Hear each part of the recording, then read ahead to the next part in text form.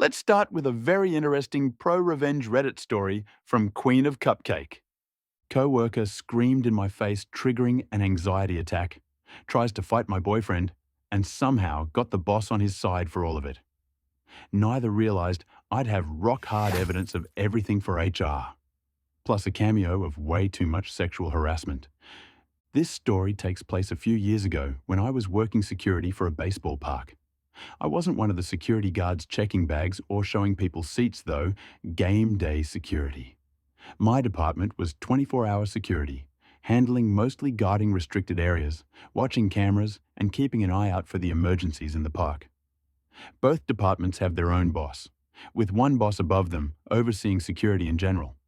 It was a really cool job, especially considering how beautiful the park was.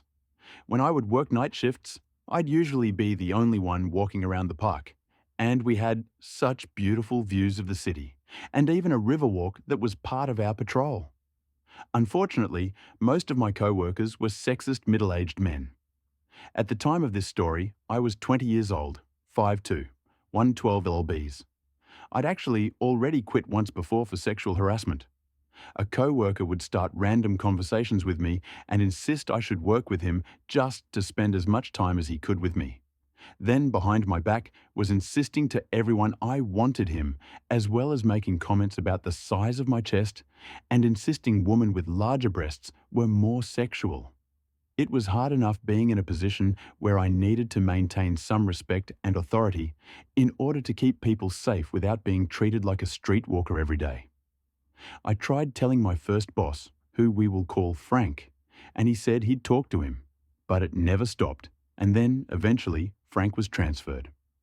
I found out basically as soon as he left that he'd been saying all the same things.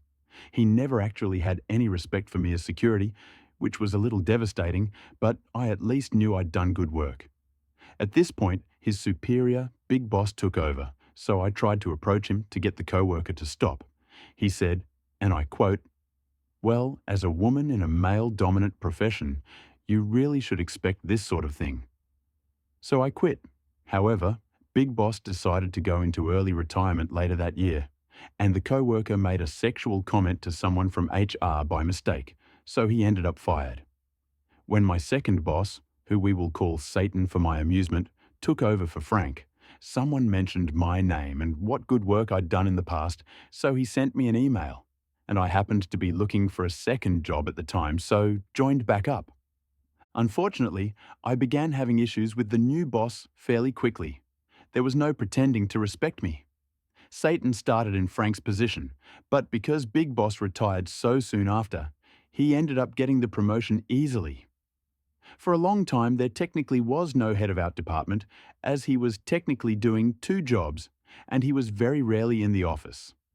This meant he was very strict about everything, and getting anywhere required showing results.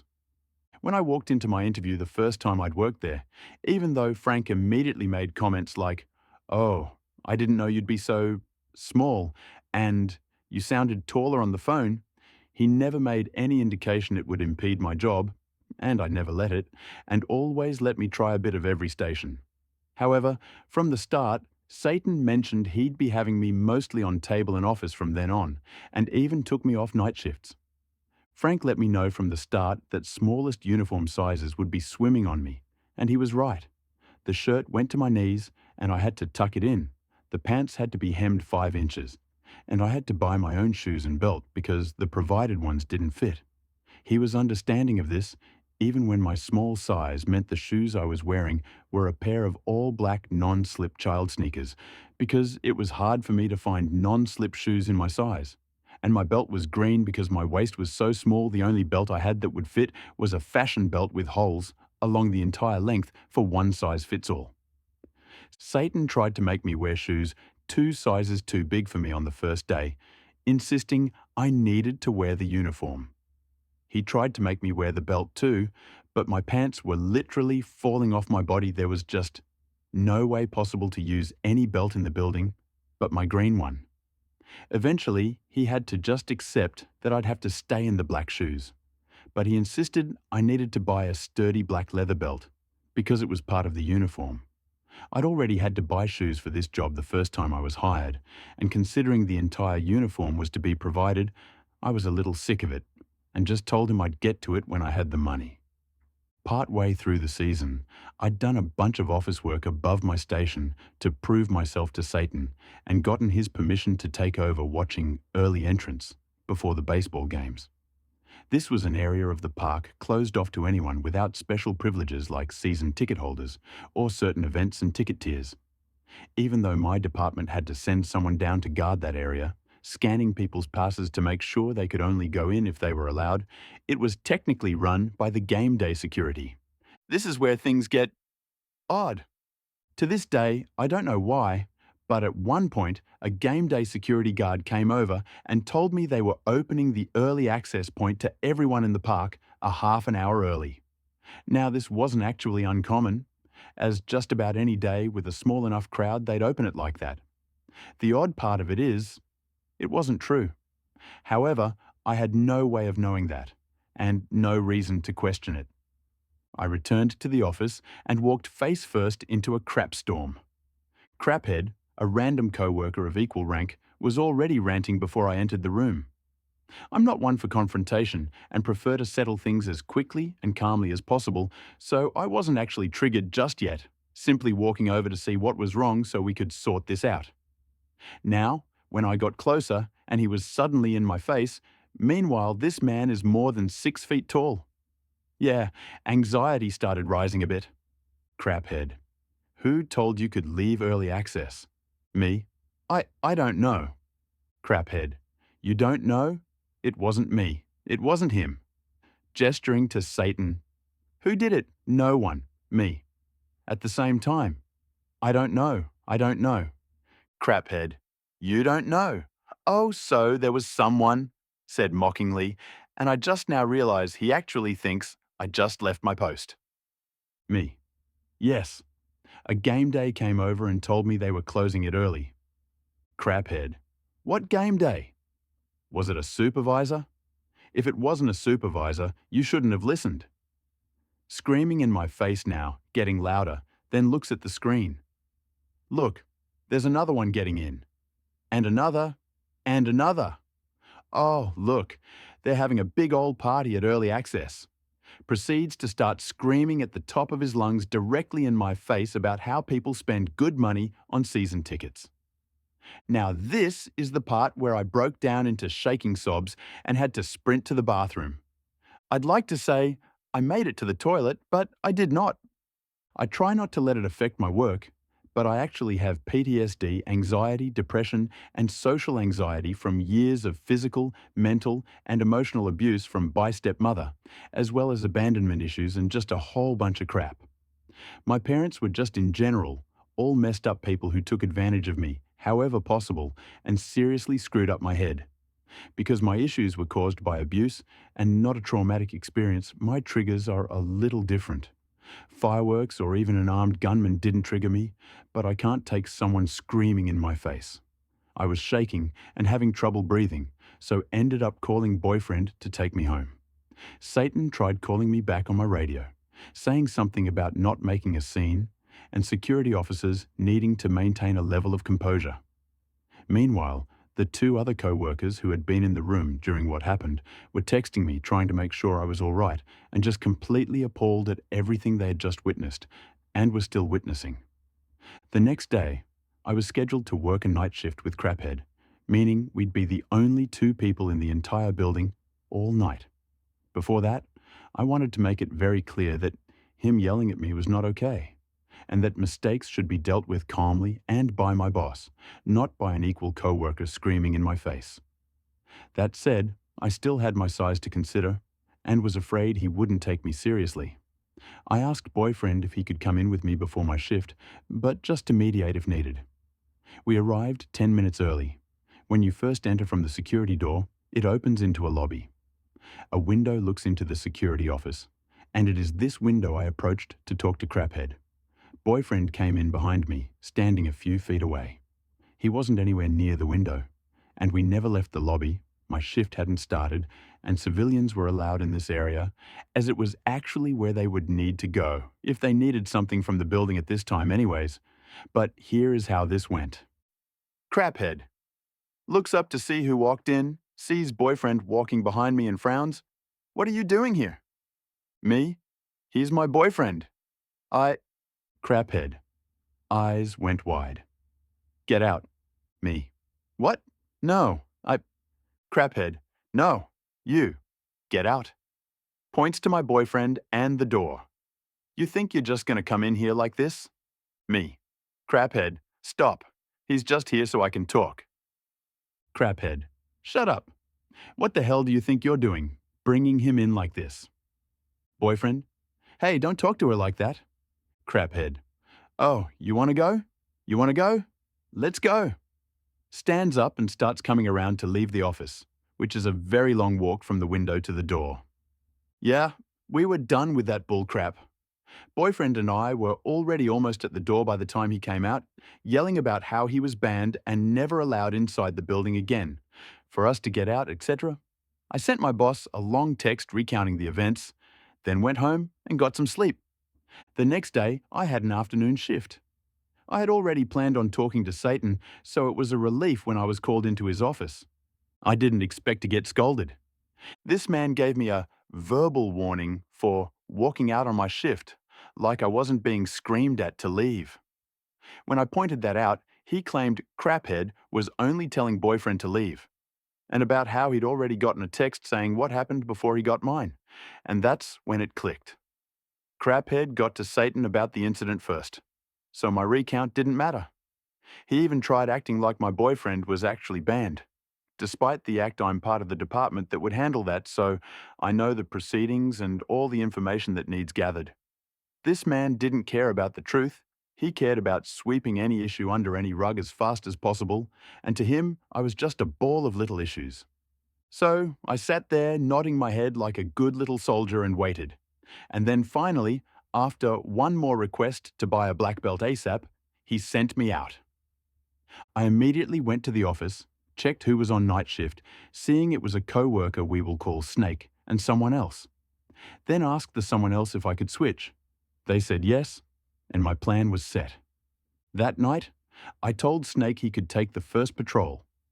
While he was gone, I used my security access to my full advantage, pulling up video evidence of both of Craphead's blow-ups. I used my phone to record copies of everything I needed, and thanks to all the office work I'd been doing, I knew exactly what way to mark the timeline of events according to our protocols for incidents. I wrote up all the reports myself, gathered my evidence, then left a note on Satan's desk. By the time Snake came back, I was completely done and ready to expose the truth and get justice. I went on my own first patrol, making sure to take plenty of pictures and video for myself to remember every inch of the park. Once again, I returned to the office and cycled with Snake, sending him on his patrol after we'd chatted for a minute. When he left, I noticed he's been using the office phone, which wasn't unusual or against the rules, but made me curious of a few things. When I went into the text messages from the previous night, sure enough, Craphead had contacted Satan from that phone. I was able to read exactly what had been sent and get a copy for HR. Finally, I checked the Facebook group chat Snake had left open. Now, while I wasn't in the habit of snooping on my coworkers, Snake was actually one of the few I'd considered a friend, and the same person who told me Frank was secretly just as much of a sexual harasser claimed Snake was as well. And he left it open on the work phone. Upon reading it, I found out that not only was Snake just as bad as Frank and the guy who was fired, but he'd been in the group chat talking about all night with one of our other coworkers and our old boss about me and what they'd like to do to me if they had me to themselves all night. I quickly took screenshots, even though it was his private Facebook, because he was doing it on the work phone. I figured he'd still get in trouble. Sent them to myself, then deleted the evidence. I went on my last patrol that night, just enjoying a leisurely stroll around the park throughout the sunrise. When my shift ended, I left a big "I quit" in swirly writing on the whiteboard, then left. I stopped by HR to drop off the reports, having already sent the email with the videos, screenshots, and recount to people even above Satan. Satan tried acting to everyone like I was just a dramatic troublemaker and Craphead did nothing wrong, but less than a week later, Craphead was fired, along with Snake and the other coworker. I was apparently right about them still getting in trouble. With 4 people suddenly out of a department that was already understaffed, Satan started to struggle. To make matters worse, while he still had a few good workers, the ones that were gone were honestly of the best, even Craphead. He still has his job, but the main source of my grief got fired anyways, and I've heard enough of the struggles Satan's gone through to know it was revenge enough. Besides, I got a couple bonus revenges, and trust men less than ever. TLDR.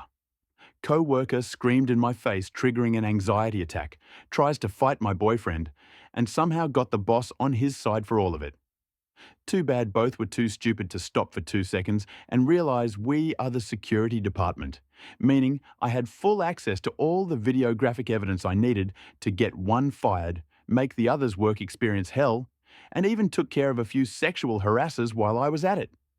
Oh, and when I walked out, I was still wearing the green belt.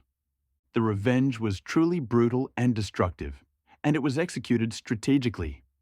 OP gathered irrefutable evidence and exposed the toxic behavior of her coworker, finally getting him fired. It was really satisfying to see the coworker lose his job for his below-the-belt actions. Not only this, the revenge finally made the workplace a satisfying place for OP. The next story is from For Est Cabin 123K. Helped destroy my trust in humanity? I put you on the news. Once upon a time, I, almost 49F, had an extremely close friend, Mindy. Hell, she was not just my friend, she was like a sister. We met in grade school. She pursued my friendship, always tried to sit next to me, always wanting to talk. Over the years, we would spend lots of time at each other's houses. But by the time we were 19, my house was our meeting place because she had extremely bad family trouble. My parents kind of informally took her in because they sympathized with her situation. I always tried to make her feel like she belonged and avoided luxurious stuff if she could not afford it. Expensive shows, nice clothes she might like but could not wear. Other times, I just gave her some stuff from my closet. She was nice, outspoken, and made me feel like I had the most loyal friend on the planet. The years go by. I'm fresh out of college and got a nice job. Mindy's life has improved. She had her own place and 9 to 5 very reliable job. By then, we had a group of friends, all young professionals trying to make our way. I remember that time in my life as bittersweet. We would often reminisce of our college days, and, because this happened in the 90s, there were no social networks, no texting. If you wanted to get in touch, you had to exchange phone numbers or emails. Now it's fairly easier. So exchanging old stories glued us together as we wondered how things worked out for friends we may never see again. Gatherings and get-togethers happened in my apartment. I loved that place. It was spacious, still half empty, because I was careful not to throw too much money into decoration. Around those days, Mindy began to look sickly and quite not herself. I was worried and loved her to death. She had been there for me, especially when my fiancé broke up with me for no reason. I guess we now call it ghosting. He was the first man I ever truly loved. I was never able to get him to express his love like I did, but I accepted him for who he was. He had some cold stages which left me wanting, but I thought I could manage. Basically, I was settling for being breadcrumbed. He was gorgeous, successful, and protective. So when he proposed, I was on cloud 9 and decided to ignore the negatives. I had saved a lot of money for our wedding. To be fair, he did the same in a separate banking account. Things came to an end when all of a sudden, he broke up with me. He told me he did not want to get married and did not love me, nor wanted any type of relationship. He let me keep the money from our joint account plus some of his things at the apartment. Workout bench, clothing, pretty much everything. This had a bad effect on me. I felt like he despised me and wanted to cut ties, no matter the cost. Invitations had not been issued, so calling off the engagement was not such an ordeal. Mindy was there for me, listening to my pain, my rants, and endless sobbing. I lost so much weight I was embarrassed to be seen out on the street. She had a boyfriend, George, and he was awesome about letting me crash at their place whenever anguish and pain hit me hard. They both cut ties with my ex. I had made so many life-altering decisions for him, only to be left in the dark. Mindy and George sat me down and disclosed that my ex was seeing someone else. I remember the shock and emotional pain. My heart was racing and I ran to the bathroom because the bad news made me throw up. I never understood how my ex treated me like that. Those Christmas were so bad. I would sit in my living room staring at the wall. Mindy and George and helped me set up a very 90s posh concept Xmas tree to cheer me up. Only white lights, a few golden ornaments, and natural pine. I was so depressed, the tree stayed put until next spring. By summer, Mindy broke some devastating news. She was terminally ill. I was so angry. She didn't deserve this. Her diagnosis was grim, so bad that George proposed earlier than he had planned because he wanted to live in the moment. She had always dreamed of a huge wedding. It was her obsession. We would go into bridal shops and try as many dresses as possible when we were teenagers. The wedding of her dreams was now out of the question. Her family would not pitch in. She'd left their home on very bad terms, and George could not pay it on his own. George was now barely out of medical school and up to his neck in debt. I decided to pay for her wedding. It would be a small event, but I would make sure the decorations and her dress were as dreamy as she had always wanted. I still had the money I had saved for my wedding, and as financially risky or stupid as it may have sounded back then, I was sure those final days with Mindy would be worth gold when she was gone. Her illness made me realize there are worse things in this life, other than being unceremoniously dumped by my ex. I threw myself into it. I was also happy and hopeful, as Mindy was able to go to her chemo sessions by herself without becoming too sick. She also looked much better than other patients. Our group of friends also helped her a lot. There was not a day when someone would not bring her groceries or help pay for a random utility bill as she was now out of work.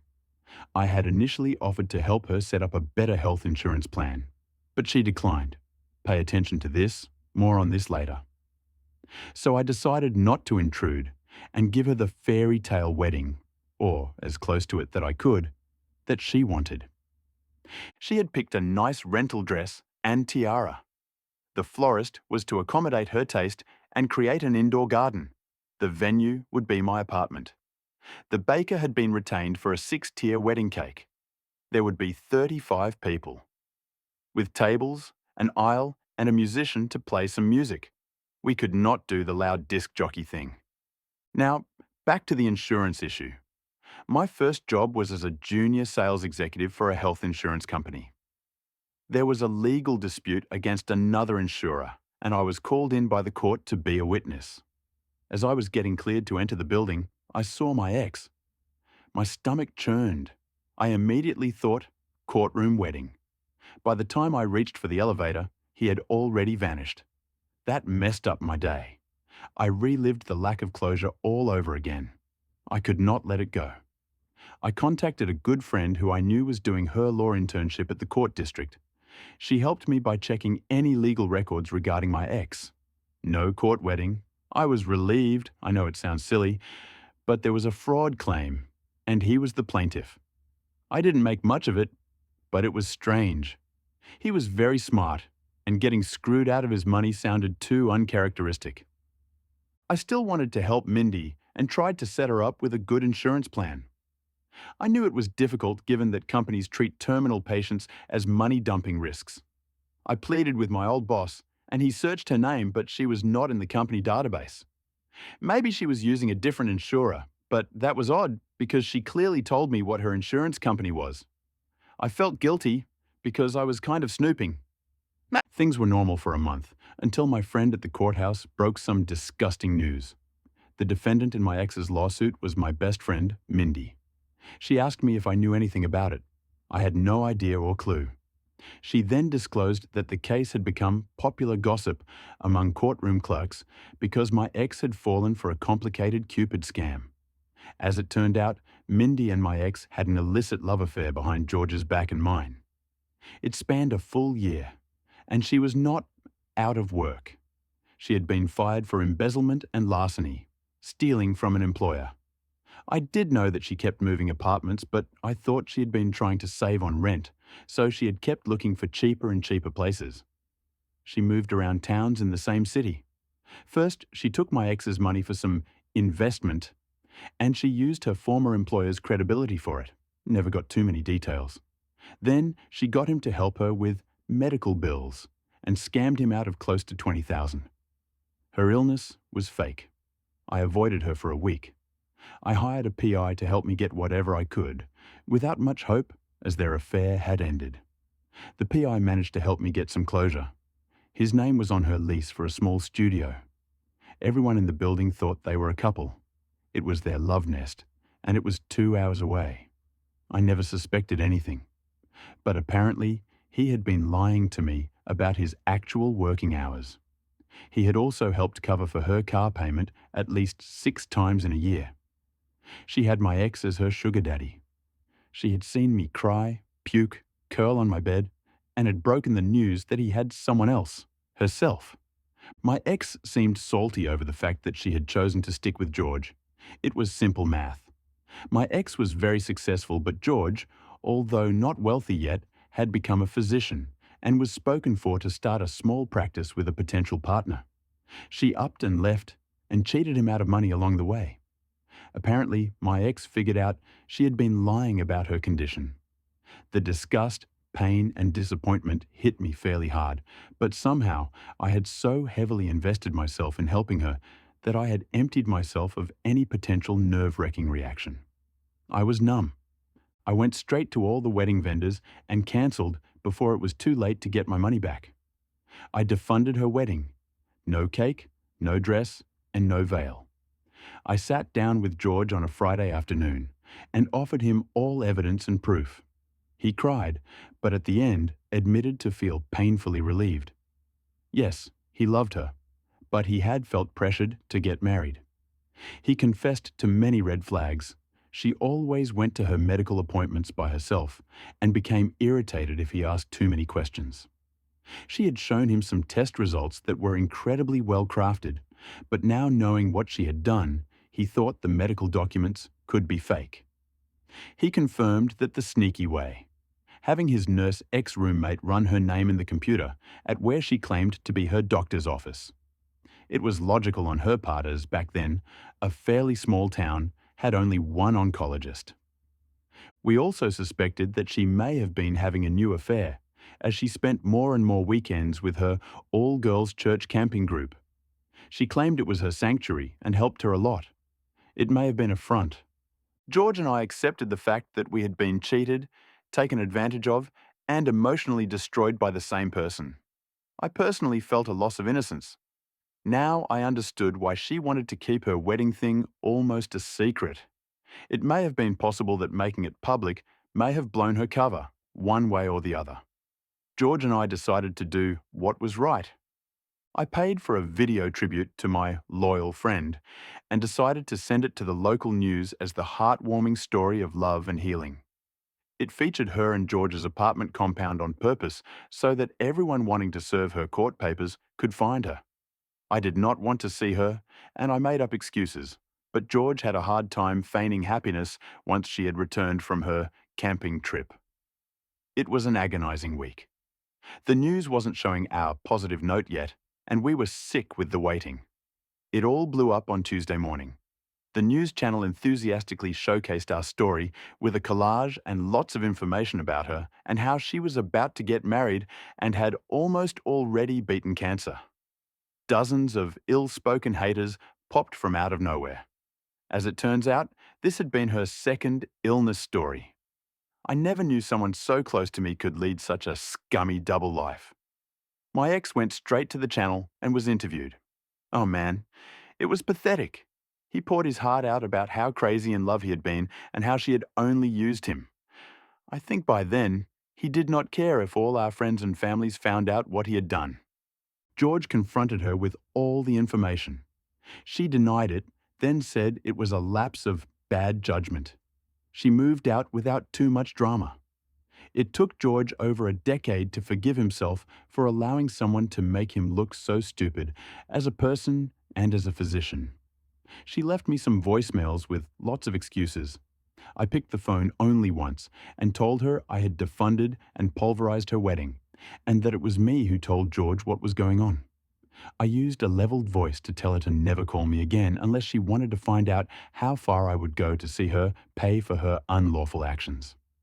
I cried immediately after I hung up. It was so surreal. George and I slowly found normality. But it took some time. He dated a couple of girls here and there, but was not ready. I myself became shut down. She avoided jail, I don't know how, even when our mutual friends filed petty claims for all the money they invested buying her stuff, while she carried on her false pretenses. Eventually, I used the wedding money to partner with George, and we opened a small clinic. Best decision ever. Over the years, George and I became best friends and grew closer. We got married some years ago and are proud parents to a happy family.